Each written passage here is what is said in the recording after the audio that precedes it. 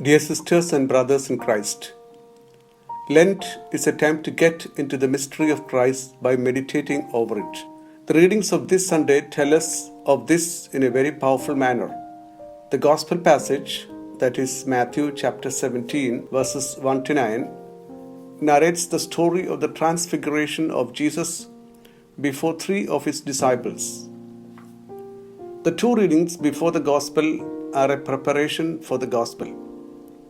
In the first reading taken from the book of Genesis, we hear of the call of Abraham. The Lord asked Abraham to leave his country, his family, and his father's house, and to go to a land that he would show him. Abraham is to leave his family, his country, which means his comfort zone, to go to an insecure place, to an unknown future.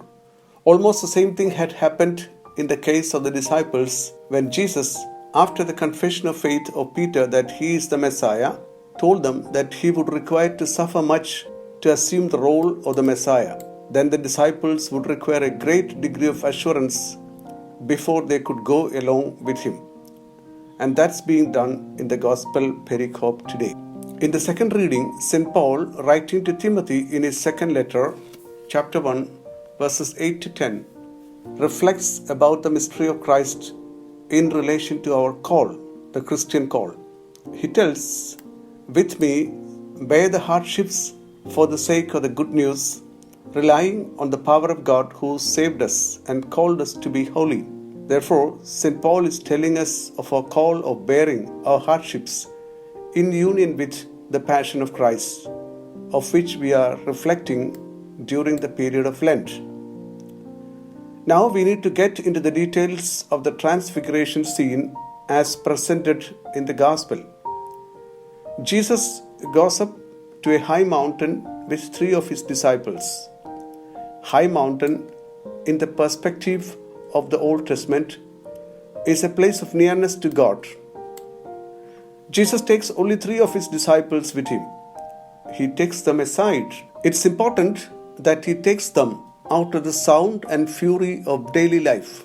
Jesus is not transfigured before a great crowd in a public square. What the disciples should understand is something completely out of the daily life and has nothing to do with a sensational event. The event of transfiguration was to touch a few persons very deeply and transform them thoroughly so that they would be convinced. That was possible only away from the crowd and away from the ordinary. Jesus transfigures before them. In fact, what happened in this event was meant not for Jesus, but for his disciples. It was not that Jesus should experience something new, but they were to experience something new and extraordinary. They were to know that Jesus could not be limited to the ordinary and human realities.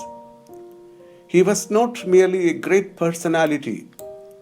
He was much beyond human reality. His human reality, which they were experiencing every day as they were with him, was not the full truth relating to him. He was much different. In the episode of the raising of the daughter of Jairus, they had witnessed something extraordinary in him. But here, it's all the more extraordinary. It is said, "And he was transfigured before them. His face shone like the sun, and his clothes became white as light."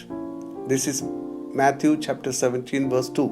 Now, behind the earthly human aspect of Jesus, there was hidden his superhuman divine reality. This reality of Christ have to be comprehended by Christians of every age. Jesus is not just a great man. He is much beyond that. When we accept his divine reality, we cannot but bow our heads in adoration before him.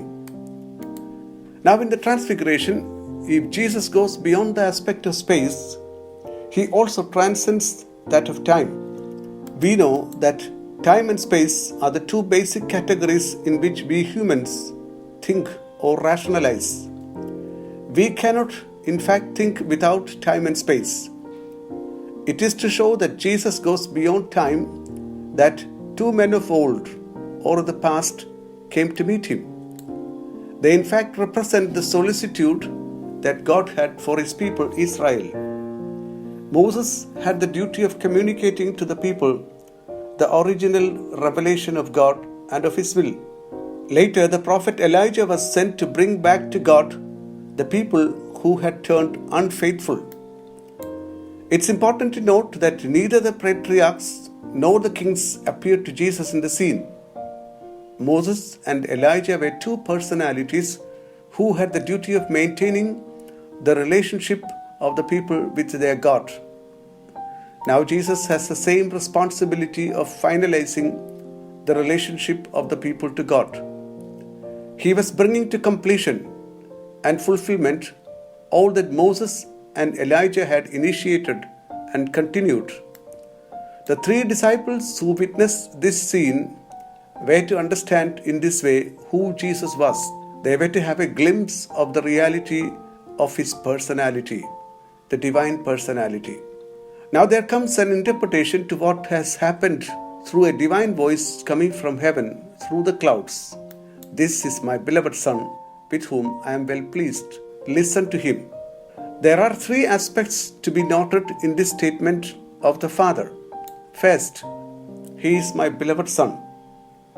Peter had confessed Jesus as the Messiah, which meant the anointed one of God. But human persons could be messiahs.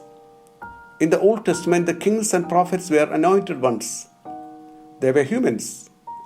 When Peter said that Jesus was the Messiah, he must have not gone beyond that idea.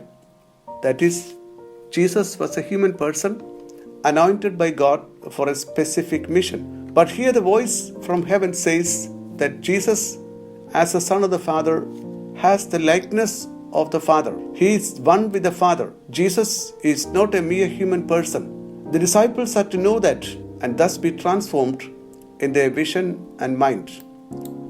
Later, St. Paul, in his hymn in the letter to the Philippians, asserts that although Jesus was in the form of God, he emptied himself and became like a man. This is Philippians chapter 2 verse 6. Second, he is the beloved Son, in whom the Father is well pleased. Moses and Elijah were servants. They, as servers, had received their duty from God. But Jesus has not only received his duty from God, but his very existence. Jesus' relationship to the Father is not one of receiving a mission, but of being generated by the Father. He is in existence equal to the Father. He is one in union with the Father. There is a relationship of total love between the Father and the Son. The Father loves the Son, and the Son loves the Father. This is an incomparable relationship. Only the Son can reveal the Father fully. Jesus says, the Father loves the Son and has placed all things in his hands. John chapter 3 verse 35. So also it is said, no one has ever seen God. It's God the only Son who is close to the Father's heart, who has made him known. This is John chapter 1 verse 18. The disciples have to know and acknowledge this fact. Third, the heavenly voice said, listen to him. Till now, the Israelites had listened to Moses and Elijah. Now they are asked to listen to Jesus. Jesus' relationship to the Father is not something in theory. It's the basis of our faith. It's a reason for our practical living. The disciples had to begin to listen to Jesus. Such kind of listening had the approval of heaven. Dear brothers and sisters, Lent is the time to reflect on the mystery of the person of Jesus. In fact, the mystery of his person defies our intelligence and reason. It's a matter of faith which is within reason and beyond reason. If we want to be authentic followers of Jesus, we have to listen to him and follow his ways, which are ways of success in the true sense. Amen.